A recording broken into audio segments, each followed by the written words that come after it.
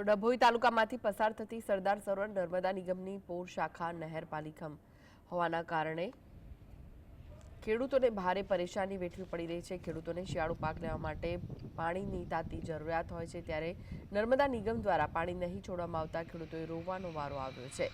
ખાલી નહેરોમાં સિંચાઈનું પાણી છોડવામાં આવે તેવી ખેડૂતો દ્વારા માંગ કરાઈ રહી છે। પ્રતિવર્ષ ઓક્ટોબર માસમાં કેનાલોમાં પાણી છોડવામાં આવતું હોય છે, પરંતુ આ વર્ષે પાણી છોડવામાં વિલંબ છે, જે કારણે ખેડૂતોના શિયાળુ પાક બાજરી, મકાઈ, જુવાર, ઘઉં જેવા પાક લેવામાં મુશ્કેલી અનુભવાઈ રહી છે।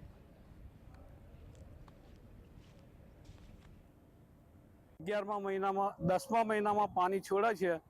આ વર્ષે 11મા મહિનાની 18 તારીખ સુધી પાણી આવ્યું નથી। વારંવાર નિગમમાં વિનંતી કરવા છતાં હજુ સુધી પાણી આવ્યું નથી। રોજ જઈએ છીએ તો એક જ વાત કરે સાહેબ, સોની સાહેબની, કે 2 દિવસમાં પાણી છૂટશે, રિપેરિંગ કામ ચાલુ છે।